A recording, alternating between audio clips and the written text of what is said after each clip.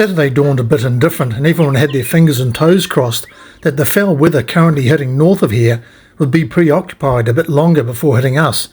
This was about the time that Donald pointed out to Leon and I a thin line of a track going about a 45-degree angle up the side of a 1,000-metre high peak, while casually explaining the track we were about to hit. Right on cue in came the Christchurch Landies and all lined up across the front of the shearers' quarters. There were supposed to be 20 pre-1958 Series 1 Land-Rovers, but with Steve's fuel tank issues, another vehicle refusing to start, and another with an incontinence issue, we ended up with 17.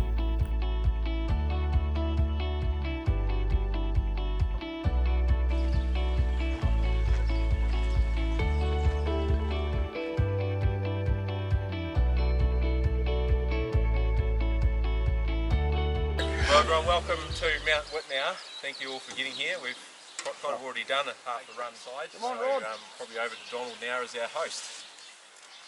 Well, thanks Cameron. Well, thanks everybody for coming. We've only just recently bought a wee Series 1 and I happened to talk to Cameron and asked whether you have any runs. We actually do a lot of vintage motoring and we quite enjoy that. And so I said to Cameron, do you ever have any runs? He said, well, I'm sure people would be interested. And I thought, maybe if we had half a dozen come, but I'm blown away by the numbers really. Yeah.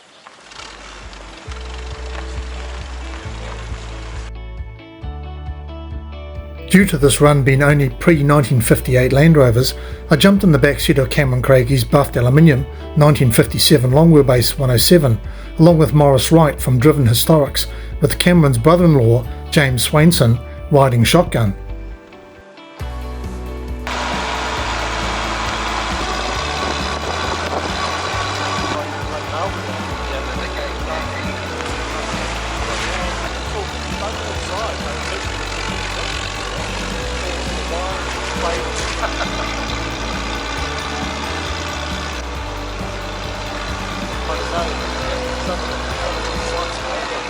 It was about now that I had a moment when the Land Rover stopped and lurched backwards for a tad, but Cameron managed to gain control and the smell soon passed once we opened the windows.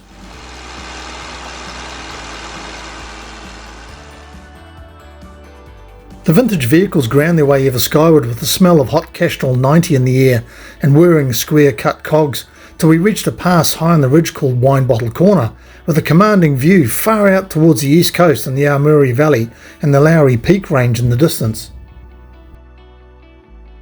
So we're heading down to the seaward and then we'll go up to the hut.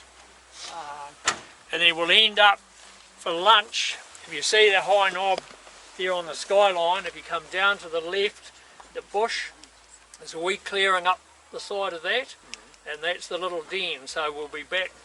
The plan is to have lunch out there. Then came the interesting part. I could surmise that perhaps the wine bottle was to summon up enough courage to continue down the other side, or perhaps not.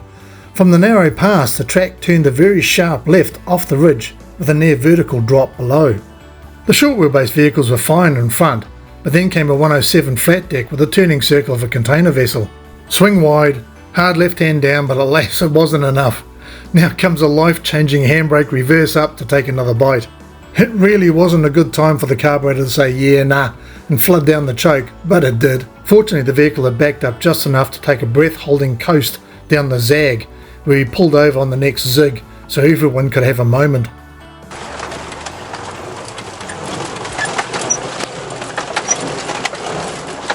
My bump stop adjustment, wasn't stop bolts weren't quite right, not far off.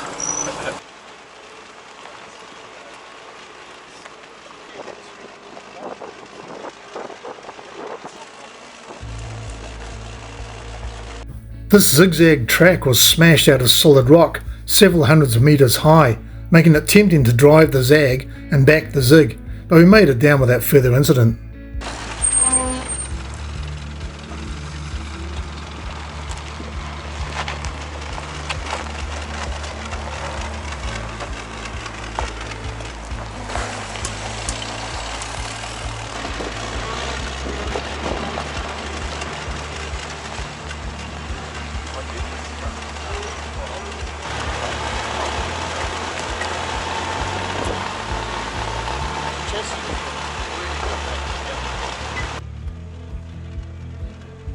The valley below was a bit of a lunar landscape with towering peaks all around us and sheer squeezed slopes indicative of the region.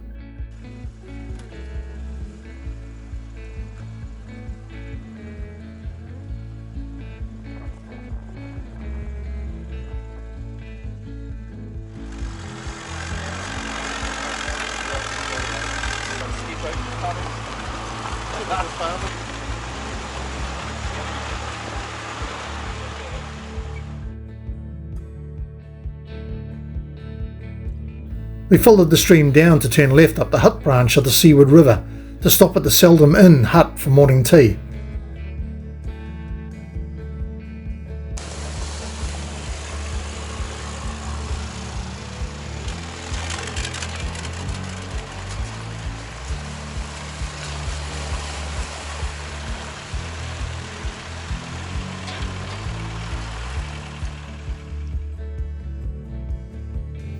This was a great spot in a small section of alpine beech trees, the smell of the lichen and the babbling of the nearby stream.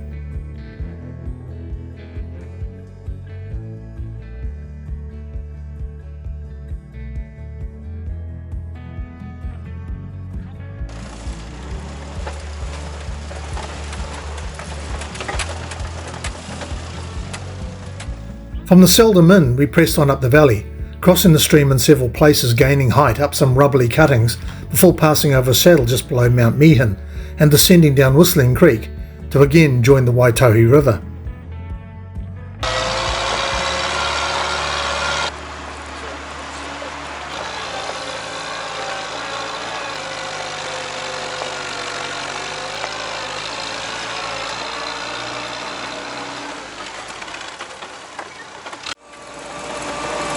I'm looking for another 49 Kevin actually. As you do. Yes, you do. So Morris put me onto a motor. It was on Facebook Marketplace, and he said, "Oh, it's probably not worth us mucking around with it." And I looked at it and I was like, "That's 1600."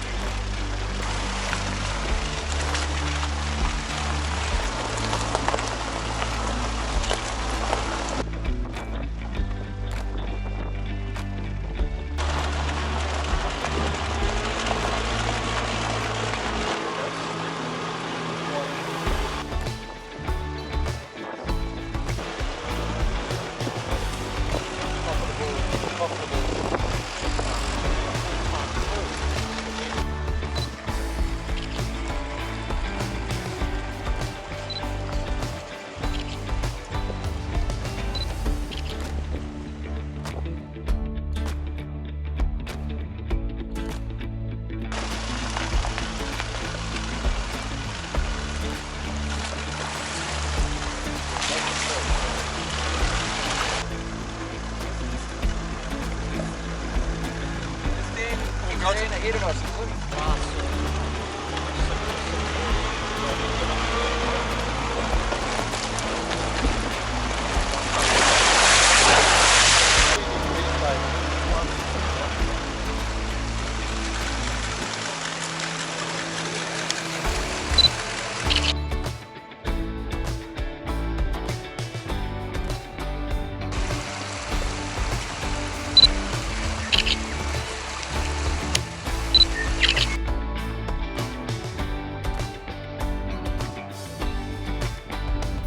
We followed the Waitohi a fair way west, crossing the river a few times before climbing a low ridge to the north, dropping into the Panhandle, and then south down the Okuku River, turning west again up Den Stream, to the remains of an old house, once occupied by an early settler of the area, G.W. Pilcher.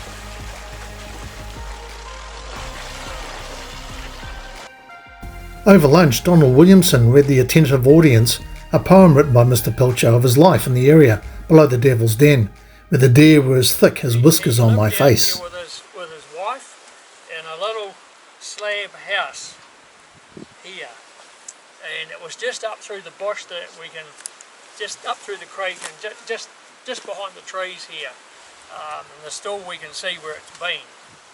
But I'm no good at poetry, and a lot of this to me doesn't rhyme, but George Pilcher wrote this little book called Venison for Breakfast, and this is the poem that he wrote about out here. It's quite long, and I'm not very good at reading it, but I'll read it out to you.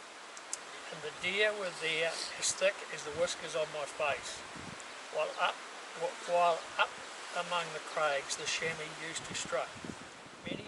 Picnic hampers packed, we retraced our steps up the Okuku, over the low ridge, rejoining the Waitohi, and back down to Mount Whitnow shearers' quarters, where the Williamsons laid on a smashing feed of bangers and bread with lashings of Tommy sauce and some of that green stuff.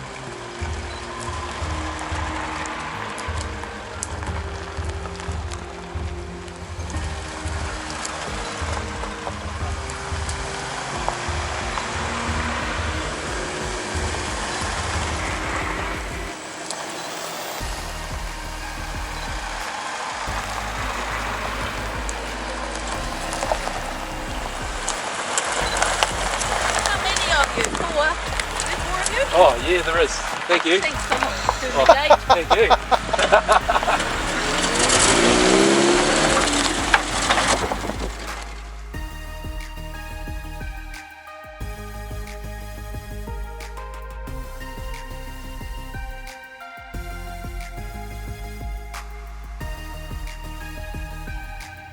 Our plan for the following day was to head out of camp and travel north up the Huanui River to Lake Sumner. Cameron asked if he minded if a few of the crew tagged along with us, which naturally we welcomed the company, but as the sun dropped, bang bang bang the doors went, engines fired up and the entire group left en masse heading for the pub at Waipara. Fortunately, Kev had the foresight to put a couple of extra sausages in his pocket for later. So dinner sorted, the 6 members of the fellowship sat on the porch sampling fine ales, while spotting wild deer grazing on the hillside opposite the shearers' quarters, as again the temperature just plummeted with the loss of the sun's rays.